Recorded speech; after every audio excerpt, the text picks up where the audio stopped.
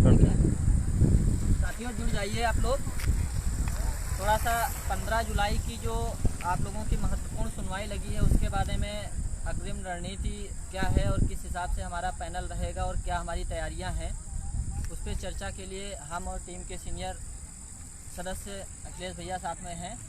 तो पूरे मामले पे आज से बात करना है। थोड़ा सा आवाज़ आ रही या नहीं आ रही, ज़रा सा कमेंट करके बता दीजिए।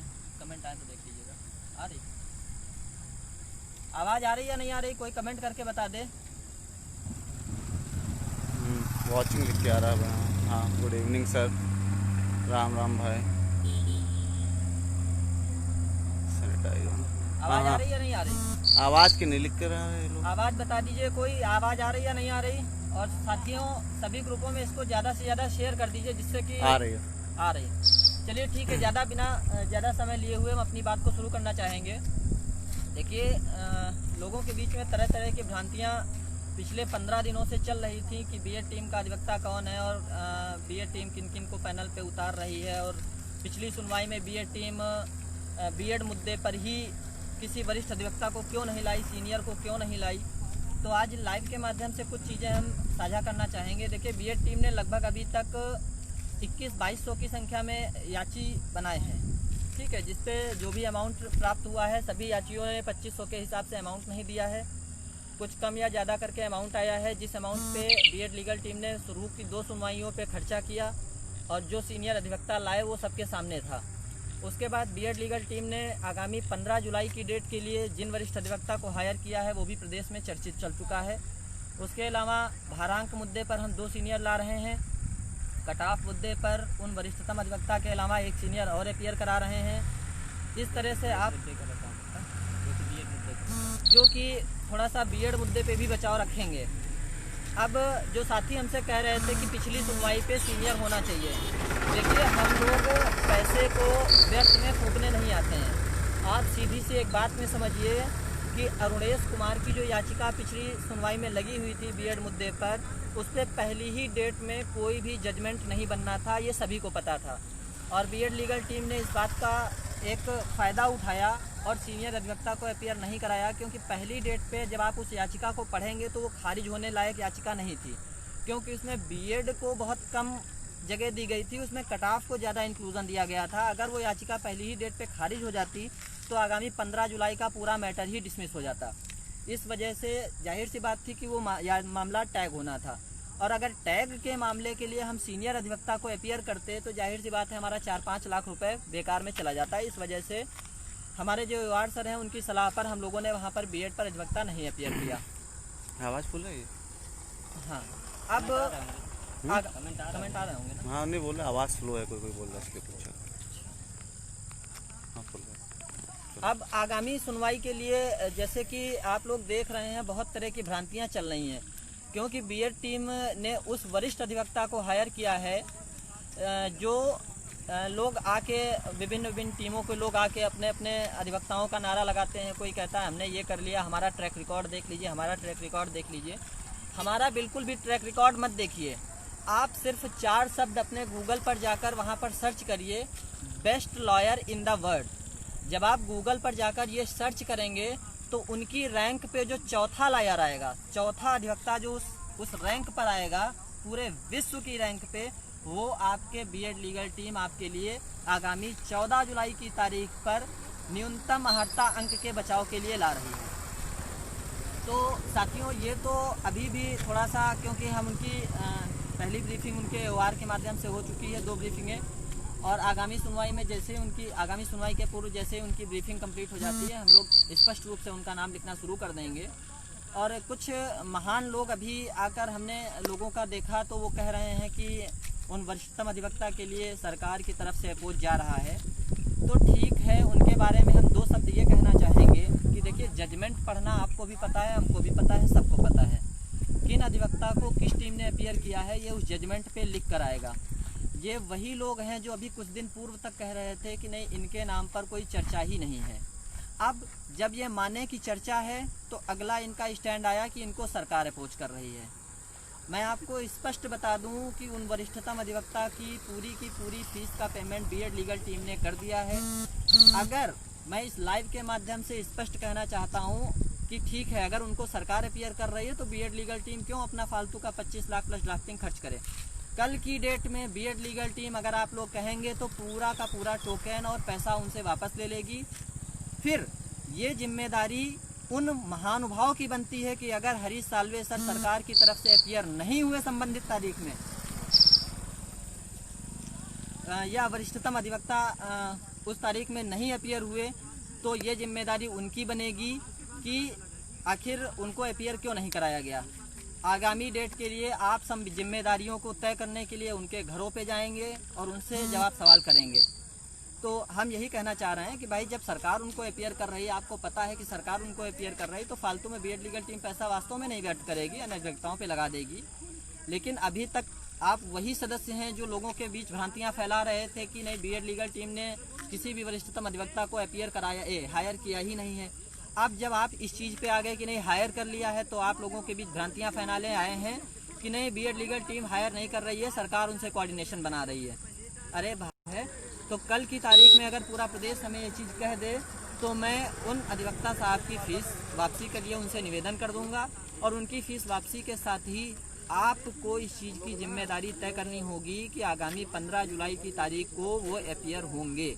अगर वो अपीयर नहीं होते हैं तो इन पूरी जिम्मेदारियों का जो भी परिणाम होगा, उनके लिए आप लोग उनकी जिम्मेदारी तय करेंगे। जो महानुभाव सोशल मीडिया पर आकर ये कहते हैं कि नहीं, बीएड लीगल टीम ने उनको नहीं हायर किया है या किनको नहीं हायर किया है, तो ये हुई उनके बारे में बात।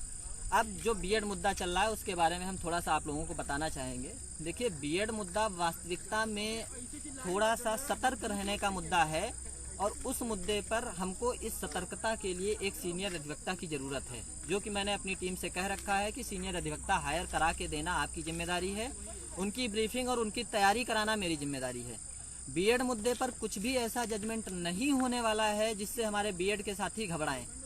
क्योंकि देखिए, बीएड कभी भी इस बेसिक शिक्षा नियमावली से बाहर नहीं हुआ। बहुत बेसिक चीज़ समझिएगा, बीएड हमेशा इस बेसिक शिक्षा नियमावली में ही रहा है। बशर्ते समस्या ये रही है कि बीएड को जो आज ट्रेनी ट्रेंड का टैग दे रहे हैं, ये संशोधन इस संशोधन को ये भूतलच्छी दिखा रहे हैं, जबकि वास्तविकता ये है, ये संशोधन आगामी जो आपका भर्ती विज्ञापन था, इस विज्ञापन से पूर्व में कर दिया गया है, जो कि आपके माननीय double bench Pankaj Jaiswal sir ने बाकायदा पेज नंबर 36 के पॉइंट नंबर 85 पर उन्होंने मेंशन किया है। तो आप लोग बिल्कुल निश्चिंत रहिए कि बीएड पर कोई बहुत ज़्यादा समस्या होने वाली है। हाँ, सतर्क रहने की ज़रूरत है। इसके लिए मुझे एक सीनियर अधिवक्ता की आवश्यकता है, और मैंने अपनी टीम से कह रखा है कि आपको मुझे वो सीनियर अधिवक्ता दिलवाना है। उनकी तैयारी हम कराएंगे। बीएड पर कोई ऐसी कठिन जटिल संभावना नहीं बनने वाली है। बेसिक सी बात समझिए, परीक्षा और नियुक्ति के अंतिम समय में आप चल रहे हैं। 67,867 की लिस्ट आ चुकी है, वहाँ पर बीएड अपनी दावेदारी ठोक रहा है। अब इस कंडीशन में माननीय न्यायालय एनसीटी भारत के राजपत्र 28 जून 2018 की अवहेलना करते हुए बीएड को किसी भी कंडीशन पर बाहर करने का आदेश नहीं दे सकता है, ये हकीकत है। लेकिन फिर भी उस सतर्कता के लिए हमें एक अधिवक्ता की ज़रूरत है, जिसके लिए आप सभी लोगों से पुनः सहयोग की अपेक्षा की गई थी। अब मेरी बातें बीएड मुद्दे पर और उन महानुभाव के लिए समाप्त होती हैं। मैं पुनः अपने लाइव के माध्यम से उनसे निवेदन करना चाहूँगा कि व्यक्तिगत मतभेद अलग रखें। ये एक चयन की अंतिम लड़ाई है। यहाँ पर आप किसको ला रहे हैं, हम किसको ला रहे हैं, इसकी लड़ाई नहीं होनी चाहिए। मैंने बेस्ट पैनल खड़ा किया जिसकी डिमांड पूरा प्रदेश कर रहा था। आपने उस पैनल के बिहाल पे कितना पैसा लिया? आपने कहा कि हम कुछ दिन पहले फोटो आई के साथ केटीएस तुलसी साहब अपीयर होंगे। केटीएस तुलसी साहब के बारे में फिर बाद में जानकारी आई कि बीटीसी की दूसरी टीम उनके बारे में जा रही थी, इसलिए हमने नहीं किया। अरे भाई, जब आप किसी अधिवक्ता को जब तक उस अधिवक्ता को टोकन मनी नहीं दे देते हैं, तब तक सोशल मीडिया पर उनका नाम कैसे आ जाता है? हमारा तो आज तक नाम नहीं आया। यही एक कारण हुआ था पूर्व की सुनवाई से पहले राकेश द्विवेदी सर के साथ। न उनका टोकन दिया गया, सोशल मीडिया पर प्रोपोगंडा काट दिया गया, राकेश सर हमारी तरफ से आ रहे हैं, हमारी तरफ से आ रहे हैं। हम लोगों के पास 20 अखिलेश भैया के पास उनकी जो जूनियर काउंसिल है उनका कम से कम 4-5 बार फ़ोन आया कि आप बताइए कथित टीम ने उनको हायर कर लिया, इस वजह से हम लोगों ने उनको ड्रॉप कर दिया। बाद में पता चला कि भाई उनका तो कोई टोकन ही नहीं गया था और शिक्षा मित्रों की तरफ से अपीयर हो गए। जब तक आप पूरे काम को कर ना लें तब तक आप प्रोपोगेंडा क्यों काटते हैं? लोगों के बीच में ये तानाशाही और ये चीज़ें दिखाने का क्या मतलब है? भाई नियुक्ति लेने आए हैं, बेस्ट पैनल आप खड़ा करिए जो पैसा आपके पास आया है, और best panel B Ed legal team ने खड़ा किया है, जैसे कि डबल बेंच में आपके सामने खड़ा किया था। और मैंने याचियों का भी जो पूरा ब्यौरा है लगभग आपके बारे में आपके सामने सार्वजनिक कर दिया है। आप हमारे वरिष्ठतम अधिवक्ता की फीस सहित हिरेन रावल सर जो कि वेटेज मुद्दे पर आ रहे हैं, उनकी जो कि इंडिया के डबल एजी रह चुके हैं, उनकी fees, Vibha Makhija ma'am, B Mohana ma'am, ठीक, प्लस AOR प्लस ड्राफ्टिंग का खर्चा, बीएड मैटर और आपका कट ऑफ मैटर, सारी ड्राफ्टिंग सब मिला के आप खर्चा निकाल लीजिए, आपको खुद पता चल जाएगा। बफरिंग हो रही, बफरिंग, वीडियो रुक गई है, आ जाएगा, उसको फिनिश करिएगा।